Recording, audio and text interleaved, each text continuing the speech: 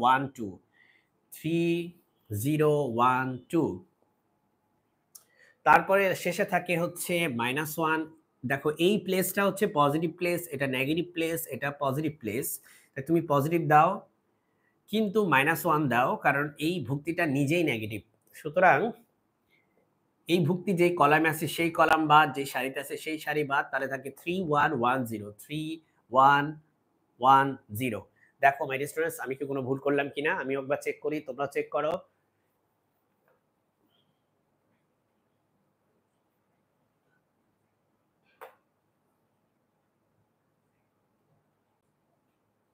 ওকে, আমার কাছে ঠিকঠাক লাগতেছে। এখন দেখো 2 × 1 মানে হচ্ছে 2 -1, এখানে হচ্ছে 3 × 2 মানে হচ্ছে 6 6 - 0, তার মানে এটা হবে 6, এই প্লাসে মাইনাসে মাইনাস, 3 × 0 মানে 0, আর 1 1 গুণ করলে হয় 1। এটা হচ্ছে 4 -6 মাইনাস, দেখো -1 আর মাইনাস গুণ করলে হয় হচ্ছে +1, তাহলে এটা 4 আর 1 এ 5, 5 থেকে 6 বাদ গেলে থাকে হচ্ছে -1। তার মানে আমাদের যেই ম্যাট্রিক্সের নির্ণায়ক সেটার মান হচ্ছে -1। আর তুমি দেখতে পাচ্ছ ফর্মুলায় নিজে একটা নেগেটিভ আছে, এই নেগেটিভ নেগেটিভ মিলে হয়ে যাবে পজিটিভ, 1 = 0। এটাই হচ্ছে আমাদের ক্যারেক্টারিস্টিক্স ইকুয়েশন ডিয়ার স্টুডেন্টস, এটা হচ্ছে আমাদের ক্যারেক্টারিস্টিক্স ইকুয়েশন। আশা করি তুমি বুঝতে পারলে কিভাবে করে প্রথমে তুমি ক্যারেক্টারিস্টিক্স ইকুয়েশন বের করবে। তোমার ম্যাথ কিন্তু এখানেই শেষ হয়নি, ম্যাথ বলতে পারো মাত্র শুরু হয়েছে। ঠিক আছে, এই ম্যাথটা যথেষ্ট বড়, তবে এখানে মনে রাখতে হবে বড় মানেই কঠিন নয়, বড় মানেই কঠিন নয়। আমরা জানি যে লিনিয়ার অ্যালজেব্রায় আসলে কঠিন জিনিসপত্র খুব একটা নাই, যেটা আছে সেটা হচ্ছে এগুলা সাইজ অনেক বড় হয় সাধারণত, এবং যোগ বিয়োগ গুণ ভাগ, বিশেষ করে যোগ আর বিয়োগটা আমরা বেশি করি, মাঝে মাঝে গুণও করা লাগে। তুমি দেখতে পাচ্ছ ভাগের কাজটা কম কিন্তু মাঝে মাঝে করা লাগে। এইগুলাই হচ্ছে মেইন, আসলে এটাই মূলত 90% লিনিয়ার অ্যালজেব্রার কাজ। তুমি শুধু যোগ বিয়োগ গুণ ভাগ করতে পারলেই চলবে। এখন আমরা চলে যাব নেক্সট পার্টে, সেটা হচ্ছে আমাদেরকে বলেছে যে কেলি হ্যামিল্টন বলেছে ইচ স্কোয়ার ম্যাট্রিক্স। তাহলে এই যে স্কোয়ার ম্যাট্রিক্স এ, এই ম্যাট্রিক্সটা নাকি তার ক্যারেক্টারিস্টিক ইকুয়েশনকেই স্যাটিসফাই করে। তার মানে তুমি এই ল্যামডার জায়গায় এ কে বসিয়ে দাও, আইগেন ভ্যালুর জায়গায় তুমি ম্যাট্রিক্সকেই বসিয়ে দাও।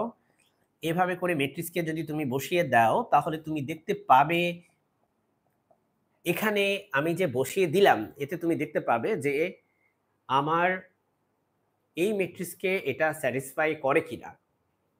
যেহেতু কেলি হ্যামিল্টন বলে দিচ্ছে যে আমাদের ক্যারেক্টারিস্টিক ইকুয়েশন যেটা, সেটাতে যদি তুমি ম্যাট্রিক্সটাকে বসিয়ে দাও তার মানে কি দুই পাশ ইকুয়াল হবে, এটা মানে স্যাটিসফাই করা, দুই পাশ ইকুয়াল হবে।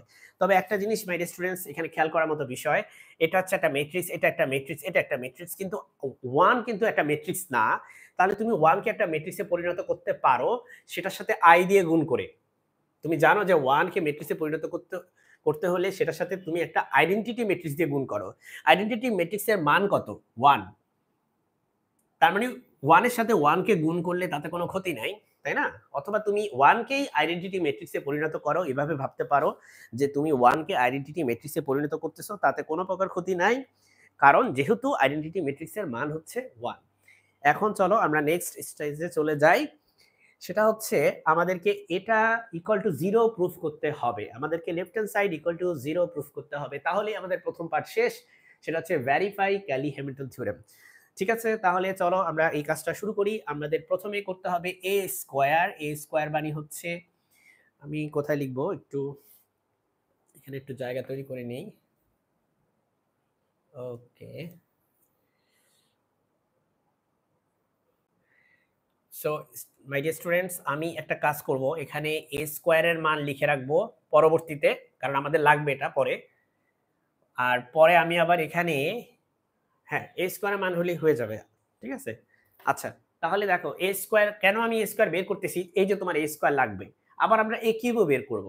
তাহলে চলো এ স্কোয়ার বের করি। এ স্কোয়ার মানে হচ্ছে নিজের সাথে নিজের গুণ, তাহলে 2 1 -1 3 1 0 1 0 2।